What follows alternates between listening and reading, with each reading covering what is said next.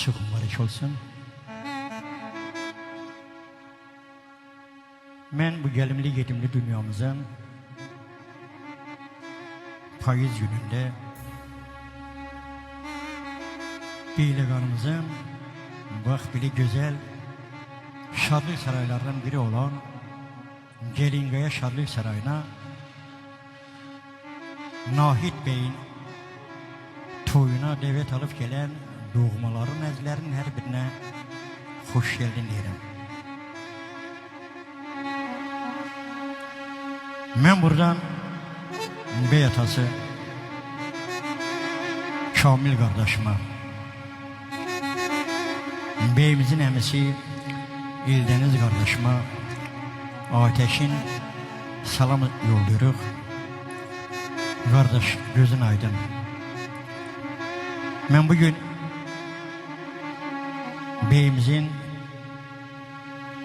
emlerine, beyimizin İlşat dayısı başta olmakla bütün dayıların her birini yürekten salamlayıram ve deyirəm her birimizin gözü aydın olsun. Bugün Nahit Bey'in toyudu. Ben hemşe olduğu için bugün yine deyirəm mənə destek olan Beyleganımızın değerli musikicisi. Ben bugün Farize çok salın deyirəm.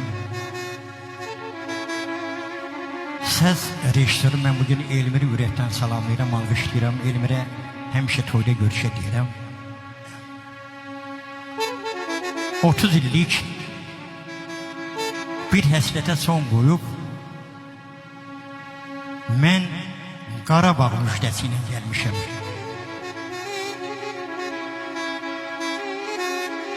Gör neçə min şehit balamız can qoyub cəm eləyib cümləsi ilə gəlmişəm. Mən Qarabağ müjdəsi ilə gəlmişəm. Şehitlerin, gazilerin gayreti,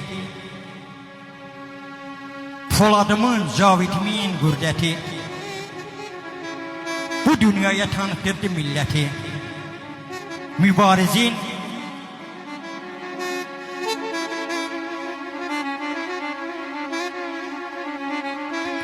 neresiyle gelmişim?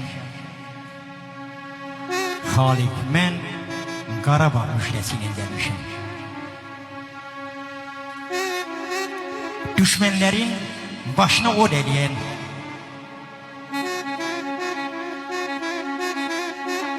Qarabağ'ı öz qanıyla çileyen, insanlığı göz yaşına beleyen Xudayarın nəğməsiyle gelmişəm. Mən Qarabağ müjdesiyle gelmişəm.